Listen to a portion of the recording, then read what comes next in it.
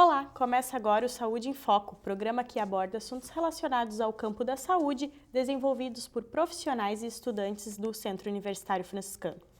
Hoje vamos conversar sobre um projeto realizado com profissionais que visam a capacitação e educação em saúde. Recebemos no estúdio o acadêmico de enfermagem Daniel Tavares, que participa dessas ações. Seja bem-vindo, Daniel. Então, eu gostaria que você explicasse o que vocês fizeram nesse projeto que faz parte do PET Saúde. Bom, contando um pouquinho então da minha experiência no PET Saúde, a minha participação no projeto iniciou no segundo semestre de 2012 e dentro desse projeto então a gente foi subdividido em alguns grupos, em subgrupos, e nessa subdivisão eu comecei a trabalhar então junto com a minha preceptora e uma outra colega do curso de Biomedicina a respeito do tema de humanização e educação permanente em saúde. Dentro desse trabalho, então, e desde a inicialização do programa, então, a gente começou a trabalhar com profissionais do Hospital Casa de Saúde, da Estratégias de Saúde da família Roberto Binato, do ASF também do bairro Orlândia. E a partir disso, então, a gente começa a trabalhar mais essas questões relacionadas à humanização e educação permanente dos profissionais que atuam, visando, assim, uma maior qualidade nos atendimentos, uma maior valorização profissional.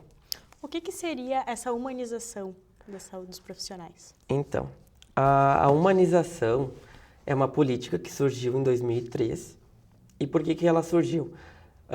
De forma bem sucinta, assim, o que a gente pode entender por humanização seria a valorização dos profissionais, gestores e da própria comunidade que necessita de atendimento à saúde.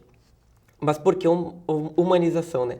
Quando você fala muitas vezes, e a gente percebe isso quando a gente atua, quando a gente fala humanização, as pessoas entendem que seriam humanizar os seres humanos. E é uma visão errada que se tem. Essa política ela surgiu visando humanizar as relações humanas. Porque se a gente for pegar o contexto histórico de saúde, lá na década de 50 a gente viveu um período em que a saúde era extremamente assistencialista. Ou seja, esperavam que as pessoas adoecessem para que então se restabelecessem a saúde. Não havia prevenção a nenhuma doenças.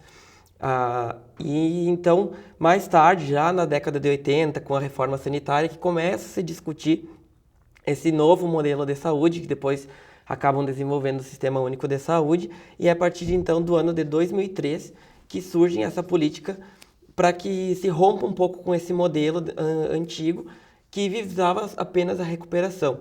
Nesse momento, eles perceberam que era necessário capacitar esses profissionais que eram acostumados apenas com a prática assistencial.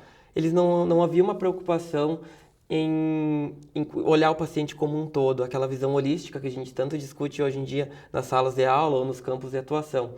A preocupação, então, passa a ser realmente o todo do paciente. E para isso surge a política em 2003, para que esses profissionais e a população inteira seja valorizada. Que tipo de ações assim vocês realizaram no projeto? Então, no início do projeto, então, a gente elabora um projeto inicial. E nesse projeto inicial, nós tínhamos a ideia de capacitar, abordar, na verdade, ações dentro do Hospital Casa de Saúde e de ao mínimo duas estratégias de saúde da família da cidade que estavam envolvidas e que contém, inclusive, profissionais que fazem parte do projeto. No decorrer da carruagem, a gente percebeu que não houve por parte de uma estratégia, não houve uma certa aderência, o que levou à necessidade de a gente mover e modificar um pouquinho o projeto. No momento que a gente conseguiu, então, fazer essa remodelação, um dos projetos que eu digo assim de maior destaque para nós foi a realização de um encontro reunindo os profissionais da Casa de Saúde e de duas estratégias de saúde da família, onde então a gente, por meio de 3 encontros, a gente conseguiu discutir com eles o que eles entendiam por educação permanente, o que eles entendiam por humanização, e a partir disso a gente conseguiu levantar todas as fragilidades que o campo de atuação deles ofereciam, todas aquelas preocupações e tudo aquilo que a gente que eles viam que impediam que fosse prestado realmente um cuidado humanizado. A partir disso, então, a gente conseguiu realizar uma das ações no Hospital Casa de Saúde. Foi o Dia da Beleza, que integrou a Semana Nacional da Humanização, que foi uma realização proposta pela Rede Humaniza SUS do Ministério da Saúde, que ocorreu no mês de abril deste ano, e onde a gente conseguiu montar dentro do Hospital Casa de Saúde um salão de beleza. Contamos com a parceria de um Instituto de Beleza da cidade. E nisso a gente conseguiu oferecer todo um cuidado realmente para a valorização dos profissionais. Nisso a gente conseguiu agregar também os profissionais das estratégias de saúde da família, para que eles também se sentissem valorizados e percebessem desse modo que há uma preocupação realmente, não só com o usuário que necessita do atendimento, mas também com o profissional que está lá para exercer seu trabalho, que precisa também ter condições adequadas para que exerça realmente um trabalho que tenha resultados positivos para ele e para a população. Essas ações que nós temos fotos Sim, realizadas na Casa de Saúde, nós vamos mostrar algumas fotos do trabalho realizado. Essa atividade foi especificamente na Casa de Saúde. Nós temos algumas fotos. Sim, algumas imagens, então, do Dia da Beleza que a gente promoveu. Foi uma atividade, sim, de bastante destaque, porque, inclusive, foi reportado no site do Ministério da Saúde. Aqui são funcionárias do hospital. São profissionais do Hospital Casa de Saúde, onde a gente conseguiu oferecer, claro que em parceria, né, com esse instituto, foi oferecido maquiagem, corte de cabelo, escova, corte de cabelo para os funcionários homens também. Então, houve toda uma estrutura que foi organizada com o intuito de realmente a gente desse visibilidade para esses profissionais, para que eles se sentissem bem e que eles percebessem, de alguma forma ou outra a gente está sendo alguém está nos enxergando. É uma valorização. É uma valorização. E como é que é feito o trabalho? O hospital, geralmente, ele tem uma rotina, ou as unidades de saúde, né, de atendimento. Vocês fizeram com os funcionários, técnicos de enfermagem, enfermeiros, fora do seu horário ou o horário de trabalho? Como é que foi desenvolvido? Não, claro que houve toda uma organização para que a atividade também obtivesse sucesso, mas o que a gente propôs? Foi realizado no dia 7 de abril, então durante esse dia, durante o turno da manhã, por volta de umas 8 horas da manhã, a gente montou todo o salão e a partir das 9 da manhã a gente começou a noticiar nas unidades. Claro que houve uma notificação prévia, mas a partir das 9 horas, mais ou menos, a gente começou a passar nas unidades do hospital e falar um pouquinho sobre a ação, que no momento que eles tivessem um tempinho livre, eles poderiam descer, e foi assim que aconteceu. Então, durante a parte da manhã, até mais por volta do meio-dia, assim, teve um intervalo de 1 hora, porque os profissionais que vieram de fora pudessem se alimentar, enfim. E daí durante o turno da tarde também, até o início do turno da noite. Então todos os profissionais, a gente conseguiu pelo menos pegar os profissionais, um pouco dos profissionais de cada turno. Claro que não houve uma totalidade desses profissionais, porque é impossível a gente, que enfermeiros e técnicos abandonem, né, as unidades do hospital por completo.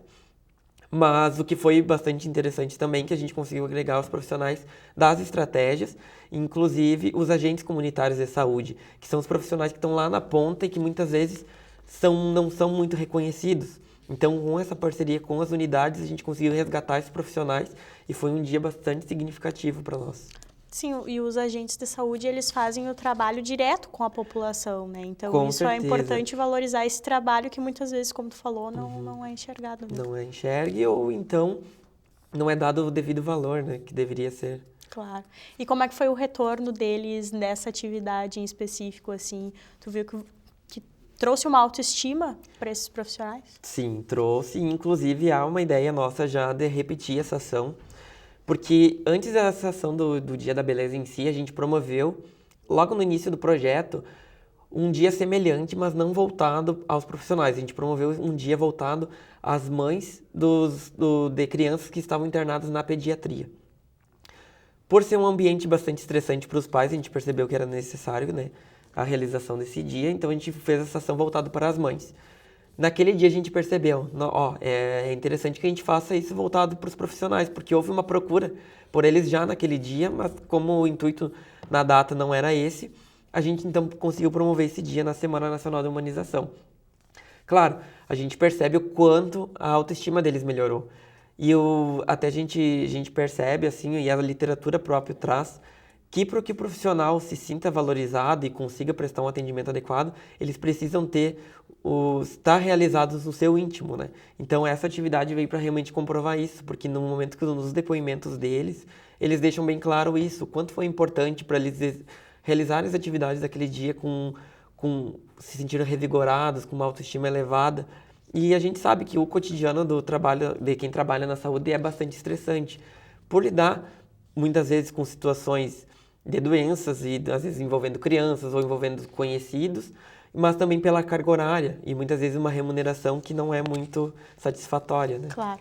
Nós vamos para um breve intervalo e na continuidade do programa o Daniel vai nos contar mais um pouco sobre esse projeto desenvolvido. Já voltamos.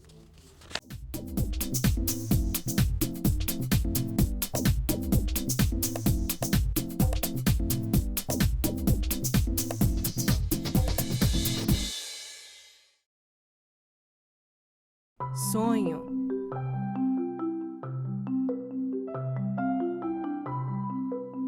Esperança. Realização.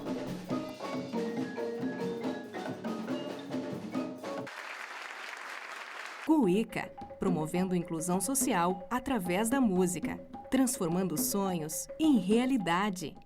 Pedrinho é uma criança especial, que enfrenta dificuldades diariamente. Para passar por tudo isso, conta com seus fiéis amiguinhos escudeiros, que o ajudam a vencer cada obstáculo.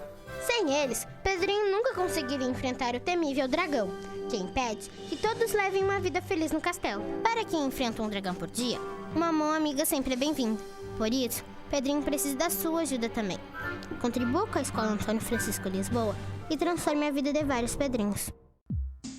Eu vivo a noite do meu jeito. Se tem diversão, tô dentro. Eu gosto é do movimento, da vida, mas alcoolizada, eu não dirijo.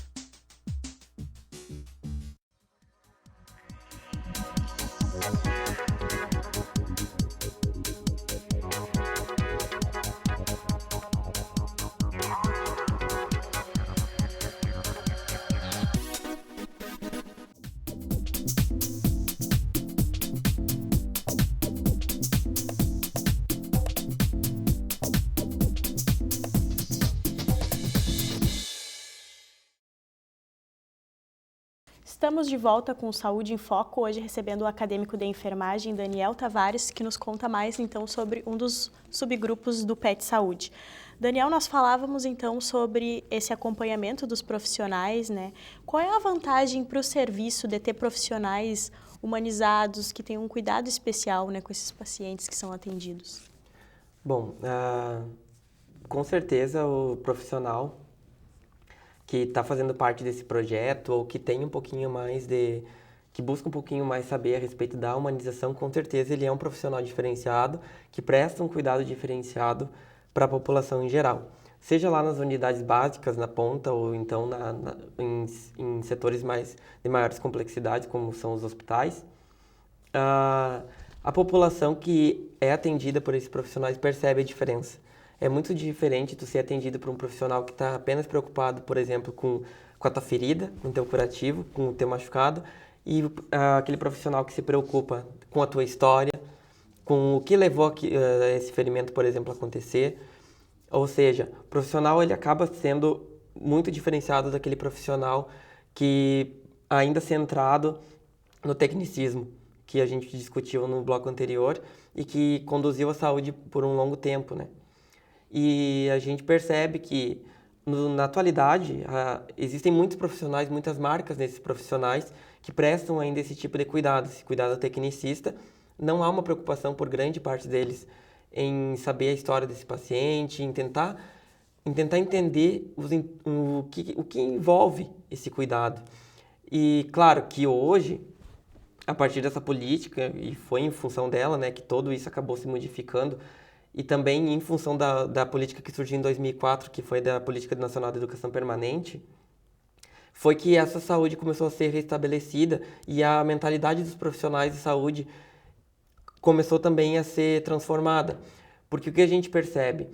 Houve uma mudança também nas grades curriculares e nessas transformações os estudantes, ali a partir dos anos 2000, acabaram sendo moldados nessa nova estrutura, com esse novo olhar, deixando um pouco de lado as questões técnicas e se preocupando com o paciente como um todo.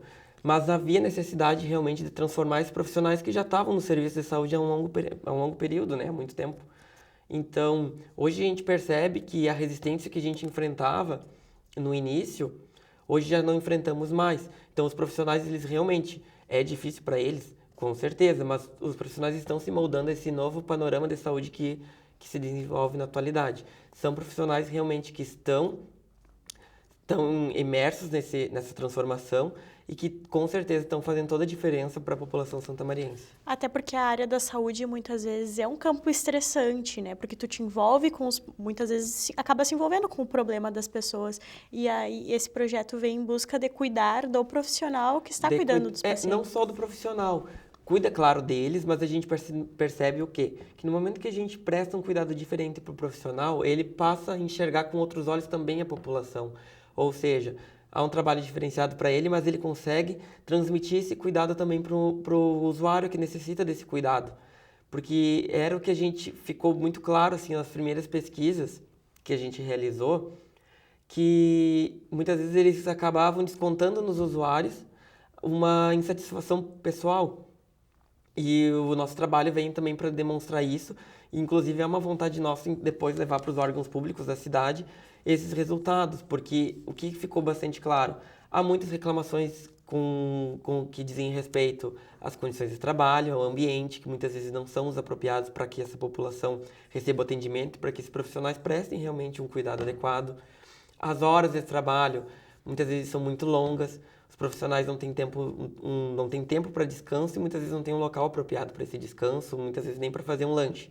Então, o salário, muitas vezes há uma reclamação, mas às vezes o salário não pesa tanto quanto a questão das condições De porque trabalho. É muito difícil tu ter que trabalhar dia após dia em um ambiente que não te oferece muitas vezes as mínimas condições necessárias para que tu possa atender com pelo menos o mínimo de dignidade uma população numa cidade que é tão grande quanto a nossa, né? E esse trabalho de vocês hoje já está gerando frutos científicos, né? Como é que está esse trabalho de pesquisa, dados que vocês conseguiram levantar? Uhum. Então, desde a inicialização do nosso projeto, eu acredito, eu não tenho números reais, mas eu acredito que nós já temos umas 8 publicações, mais ou menos, em eventos nacionais e internacionais, e agora alguns saindo em revistas, periódicos nacionais, que é o que acaba tendo bastante peso para a comunidade acadêmica e acaba tendo um retorno também para a gente, que é aquilo que a gente discute, né? O conhecimento só tem valor se a gente consegue compartilhar, né? Então, para nós, a gente conseguir estar dissipando e compartilhando com a população, não só daqui de Santa Maria, porque alguns trabalhos a gente conseguiu apresentar num congresso internacional que ocorreu esse ano, no início do ano, em Fortaleza. Então, a gente conseguiu levar esse trabalho, demonstrar esse trabalho que está sendo realizado aqui pelo Centro Universitário Franciscano para outras regiões do Brasil. Então, isso acaba trazendo uma visibilidade não só para o curso, mas acaba demonstrando para outras regiões e que é possível, sim, a partir de uma iniciativa das instituições de saúde ou das instituições das universidades, promover uma transformação desse panorama de saúde e promover uma transformação e valorização do nosso sistema de saúde, que é tão grande, tão rico e que muitas vezes não é valorizado. Você falou algumas questões de dificuldades. O que vocês encontraram, Daniel, nesse período, assim? A aceitação dos profissionais, às vezes, não é bem vista? Como é que funciona? Realmente, assim, no momento que a gente inicializou com as pesquisas, a gente teve muita resistência. Tanto que a ideia inicial era realizar a pesquisa em uma estratégia de saúde X, a gente teve que mudar para Y, por exemplo. Esse foi um dos acontecidos, em função que não havia interesse. Pode ser porque o tema, muitas vezes, gere uma desacomodação, pode ter sido. Pode ser também porque, muitas vezes, as instituições ou os pesquisadores não levam um retorno que dê impacto realmente para esses locais.